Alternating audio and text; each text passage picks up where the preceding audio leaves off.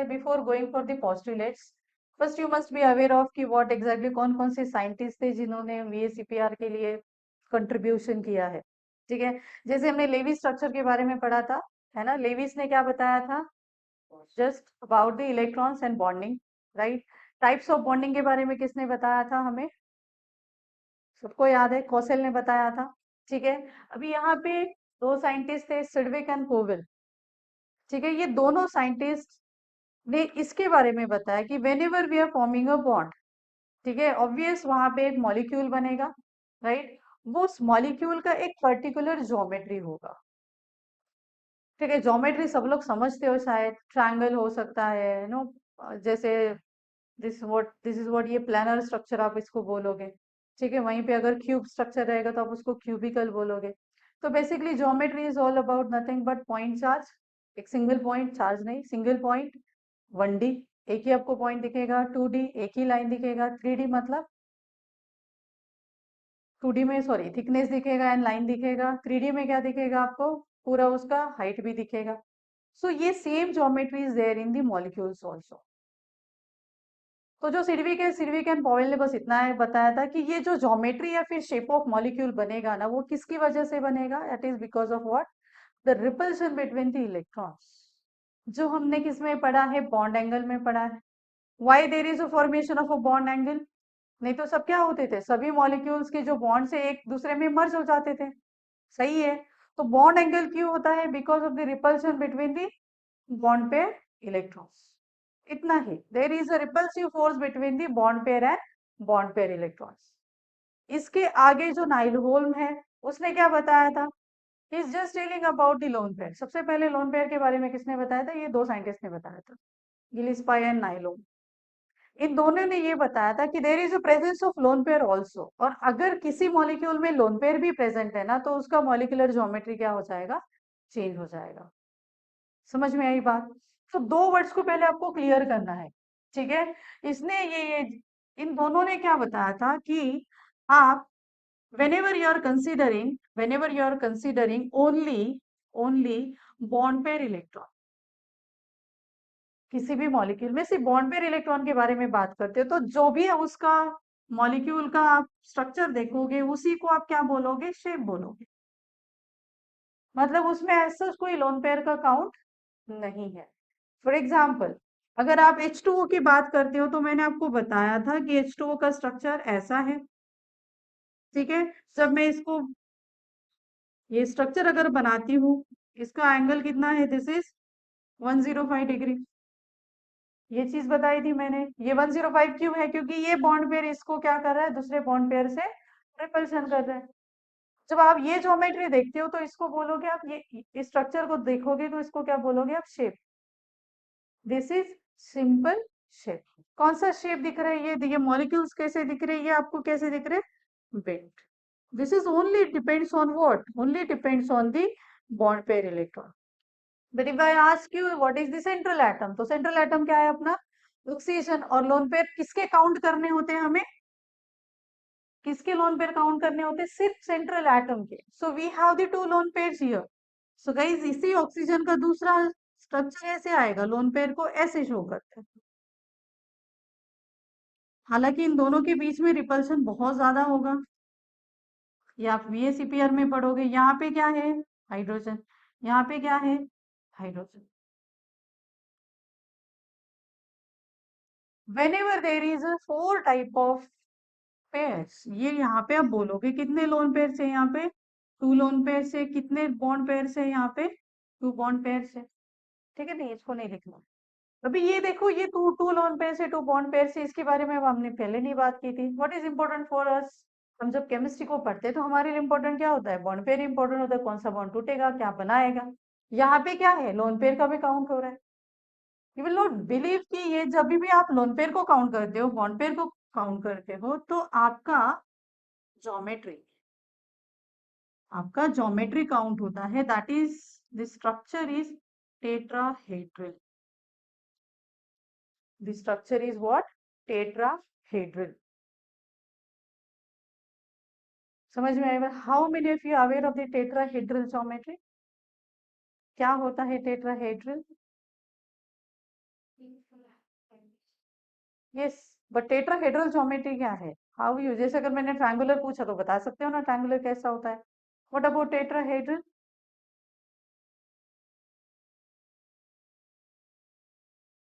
Any idea about tetrahedral?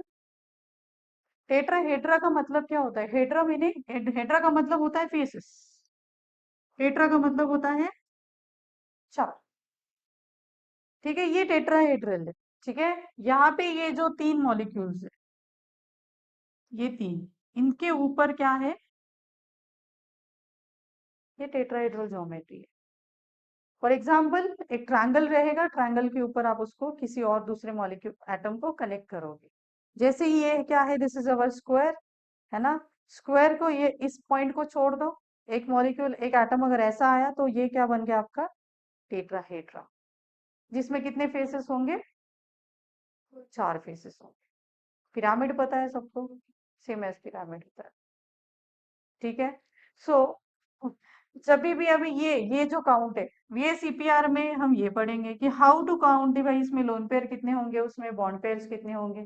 The same thing you will study in the coordination compound also, कि एक particular central atom में कितने lone pairs और वो कितने मैक्सिमम बॉन्ड पेयर बताना। ठीक है, so remember geometry is nothing but you have to say here this is the arrangement of, this is what? Arrangement of electron pair. This is what? Arrangement of electron pair, which is including your lone pair plus bond pair. यहाँ पे अगर आप देखोगे तो this is what? Arrangement of only, यहाँ पे क्या बोलोगे? लिखा है मैंने already, this is only what? Bond pair electron. आपको दोनों भी चीजें पूछी जाती है, शेप भी पूछा जाता है और आपको ज्योमेट्री भी पूछा जाता है। समझ में आया? नाउ दूसरी और एक चीज आपको पता होनी चाहिए, दैट इज नथिंग बट जब भी आप कंसिडर करोगे शेप, ठीक है, शेप कंसिडर करोगे ज्योमेट्री। जैसे मानो आपके पास कोई ऐसा मॉलिक्यूल है जिसके पास कोई लोन पेयर नहीं है, क्या ना, ऐसे it has the zero loan pair, तो एक फॉर्मूला बनता है, that is nothing but whenever there is, if you can say, if zero lone pair, if zero lone pair in on central atom, if zero lone pair on central atom, then shape is its geometry. उसका shape क्या होगा? वही उसकी geometry होगी। Geometry क्या है? Arrangement of electron pair, सिर्फ bond pair ही है उसमें, लोन पेयर नहीं है। इसका मतलब जीरो लोन पेयर हुआ तो इसका शेप भी सेम है और उसका ज्योमेट्री भी सेम है, यू कैन से उसका arrangement of electron pair is same. समझ में आई बात? तो ये तीनों डिफरेंस आपको पता होने चाहिए कि एग्जैक्टली शेप क्या है, एग्जैक्टली आपका ज्योमेट्री क्या है, what are the things which are changing because of this. ठीक है, तो फिर रिपल्शन के हिसाब से आपको ये समझ में आएगा। एंगल इज ऑल्सो फिक्स्ड होता है, एंगल यहाँ पे 105 डिग्री है, यहाँ पे ये दोनों लोन पेयर के बीच में, बॉन्ड पेयर के बीच में एंगल क्या होना चाहिए, ये सब वीएसीपीआर की बात है। ठीक है, अभी उसको लिखने की जरूरत नहीं है। So shall we move for the VACPR? जिसको लिखना है लिखो। एंड हाँ, हाइब्रिडाइजेशन का तो आपको धीरे धीरे समझ में आ ही रहा होगा, मैंने हाइब्रिडाइजेशन पहले से ही लिया है, तो यहाँ पे हाइब्रिडाइजेशन भी आएगा। हो गया, done with this. So let's start the VACPR actually. So देखो गाइस, कुछ पोस्टुलेट्स है, ठीक है, जिसको लिखना उतना नेसेसरी नहीं, nobody is going to ask you, you just be aware of what exactly VACPR explaining. First thing, हमने अब तक, ठीक है, लेविस को पढ़ा, राइट, लेविस स्ट्रक्चर पढ़ा, उसके बाद हमने क्या क्या पढ़ा? बॉन्ड पैरामीटर्स पढ़े, उसमें एक एडिशनल हमने ionization enthalpy, basically ionic bond को पढ़ा, एडिशनल था but from the chemical bonding. Ionic bond में हमारा क्या था? लेटाइस एनर्जी था, सही है। डाइपोल मोमेंट, पोलैरिटी इंड्यूस होती है because of what? Presence of electronegative atom. ठीक है, dipole moment is nothing but the magnitude of inductive effect, सही है। उसके उसी पूरे जितने भी मैंने पॉइंट्स आपको पढ़ाए, वहां पे कहीं भी ज्योमेट्री की बात नहीं हुई थी, स्ट्रक्चर ऑफ मॉलिक्यूल की बात नहीं हुई थी, है ना? मैंने जो आपको स्ट्रक्चर ड्रॉ करके दिया है वही स्ट्रक्चर आपने ड्रॉ किया है। ठीक है, मैंने आपको बोला भी था कि जब हम VSEPR स्टार्ट करेंगे तब आपको समझ में आएगा कि मैंने ऐसा स्ट्रक्चर उसका क्यों ड्रॉ किया है। क्लियर? अभी यहाँ पे whenever we are saying कि VSEPR exactly what exactly VSEPR, इसका पहला मीनिंग समझो। VSEPR है क्या? This is nothing but valence shell electronic, valence shell electronic pair repulsion. Sidgwick ने पहले ही क्लियर किया है कि whenever we are considering a electrons in its valence shell, किसके बारे में बात करें हम लोग, किसकी वैलेंस शेल?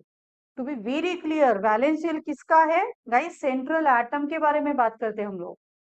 ठीक है, तो सेंट्रल एटम में जितने भी इलेक्ट्रॉन पेयर्स रहेंगे वट एवर इट इज, दो ही चीजें होती है, एक तो बॉन्ड पेयर होगा और दूसरा लोन पेयर होगा, तो उनके बीच में क्या होगा? रिपल्शन होगा। सेंट्रल एटम बाद में आप पॉइंट आता है, सेंट्रल एटम करना क्या चाहता है? वो चाहता है कि मैं मैक्सिमम कोवैलेंसी में चला जाऊं। क्यों? क्योंकि रीजन आप समझोगे, लोन पेयर और लोन पेयर के बीच में रिपल्शन ज्यादा होता है। ठीक है, further we will study. So first of all important thing is what shape of molecule is depends on what the number of electron pairs present around the central atom। इसमें है क्या, कौन कौन से इलेक्ट्रॉन पेयर्स है? So basically किसी भी central atom के पास क्या होगा, एक तो लोन पेयर इलेक्ट्रॉन्स होंगे और दूसरे बॉन्ड पेयर इलेक्ट्रॉन्स होंगे। तो आपको इसका पूरा इंफॉर्मेशन पता होना चाहिए। Then pair of electrons in valence shell repel each other as they are negatively charge. I don't think कि आपको ये चीज बताने की जरूरत है या फिर याद भी रखने की जरूरत है। बॉन्डिंग किसकी वजह से होता है? इलेक्ट्रॉन्स की वजह से। लोन पेयर में भी क्या है? इलेक्ट्रॉन्स ही है, तो ऑब्वियस इलेक्ट्रॉन्स इलेक्ट्रॉन्स के बीच में क्या होगा? Like charges will repel each other. तो सबसे पहले एक चीज याद रखो कि वैलेंस शेल में जितने भी इलेक्ट्रॉन्स है उनका क्या होता है? एक दूसरे के साथ रिपल्शन होता है। थर्ड पॉइंट है दिस पेयर्स ऑक्यूपाई। अभी जब भी फर्स्ट थिंग ये चीज याद रखो, अगर रिपल्शन होता है, हमने इसके बारे में भी पढ़ा है ना कि why electrons are in the half spin, एक इस तरीके से जाता है और एक इस तरीके से जाता है। ऐसा क्यों हो रहा है? क्योंकि ये स्टेबलाइज करना चाहता है ना खुद को। How it will get stabilize? जैसे ही पास आ गए तो क्या हो जाएगा? रिपल्शन हो जाएगा। कोई भी मॉलिक्यूल जितना ज्यादा रिपल्शन करेगा ना उतनी स्टेबिलिटी उसकी कम रहती है। किसी भी मॉलिक्यूल, किसी भी एटम की बात करोगे ना, उधर एकदम माइक्रो लेवल पे अगर पॉइंट देखोगे तो मैंने आपको बोला है कि एटम अगर हाफ फिल्ड वाला वैलेंस शेल है ना उसका, हाफ फिल्ड वाला, अगर मैं पी की बात करती हूँ, ये हाफ फिल्ड है, मैं इसका स्पिन देखो एक ही स्पिन है, पॉजिटिव ही है, राइट? तो इसमें रिपल्शन क्या रहेगा? कम रहे, है ही नहीं। सही है। Same as if we are talking about full filled orbital, क्या होगा इसका? ये एक दूसरे के स्पिन को क्या कर देते? कैंसिल आउट कर देते। ऐसे भी बोल सकते, एक हाफ स्पिन है, दूसरा माइनस हाफ है। हम बोलते क्या है, अगर हाफ फील्ड है और अगर फुल फील्ड है तो एक पर्टिकुलर एटम के बारे में हम बात क्या करते हैं कि इनके बीच में क्या होगा? रिपल्सन लेस होगा, मतलब स्टेबिलिटी ज्यादा होगी।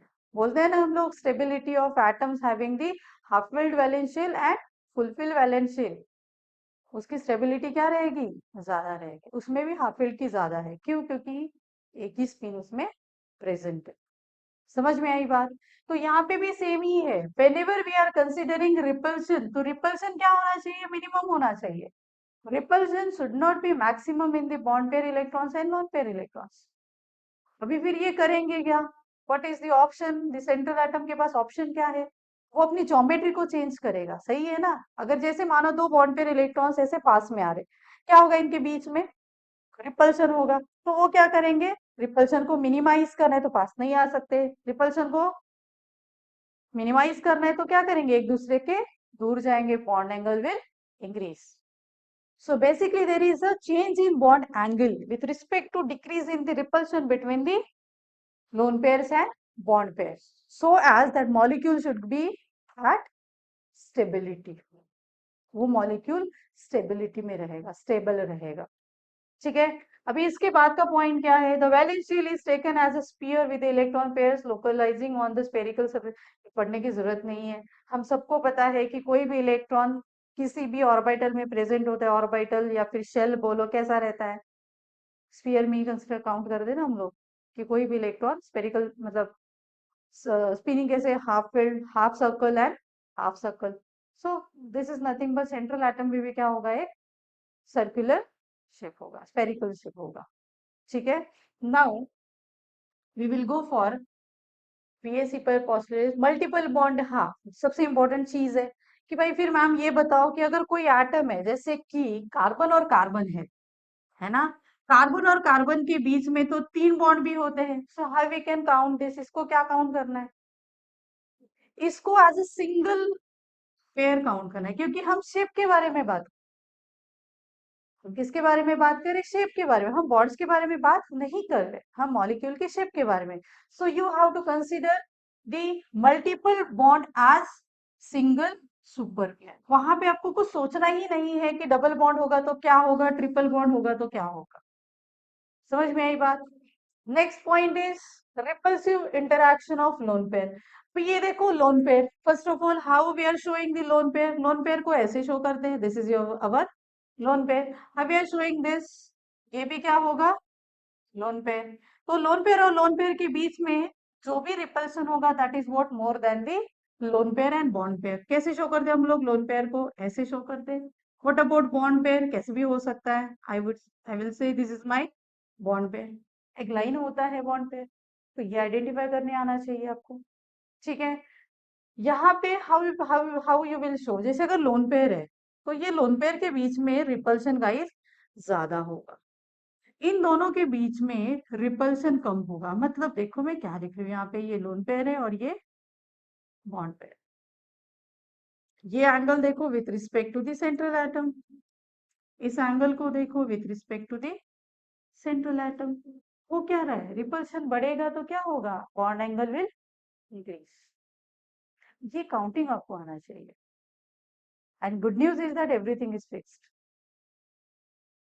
Everything is fixed. Angle fixed होते हैं, आपको ज्यादा सोचने की जरूरत नहीं है. ठीक है. You maximum what values you will observe, मैं आपको बताती हूँ. व्हाट अबाउट थर्ड थिंग, यहाँ पे क्या हमारे पास, we have one bond pair and we have one bond pair. ठीक है. तो पहले इसके साथ हैबिचुअल हो जाओ कि ये एग्जैक्टली है क्या, यहाँ पे ऐसे लिखा है तो ये होगा वहां पे लोन पेयर का प्रेजेंस होना. ठीक है. बॉन्ड तो हम लोग कर चुके हैं. So remember the important concept that is lone pair. सिर्फ आपको VACPR में यही कॉन्सेप्ट लिखना है कि lone pair repulsion is more than lone pair bond pair and bond pair bond. So you can just write down in a short sentence also. VACPR में बस लिखो लोन पेयर,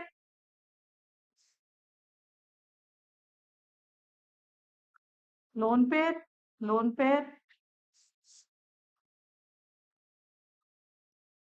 लिखो lone pair interaction is more than lone pair, bond pair is more than bond pair, bond pair. Just write down this. ठीक है. और उसके नीचे ये वाला डायग्राम ड्रॉ करो. ठीक है. ये similarly angle between lone pair is greater than angle between lone pair bond pair is greater than angle between bond pair. ये भी चीज यहीं पे लिख लो, हालांकि उसको स्टडी करना है बट यहीं पे लिख लो कि अगर कोई पूछता है आपको एंगल. ठीक है. So angle between loan pair, loan is greater than angle between loan pair, bond pair is greater than angle between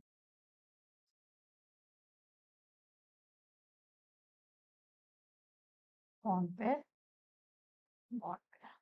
ठीक है. ये दो चीजें आपको VACPR पोस्टुलेट्स में इंपॉर्टेंट है.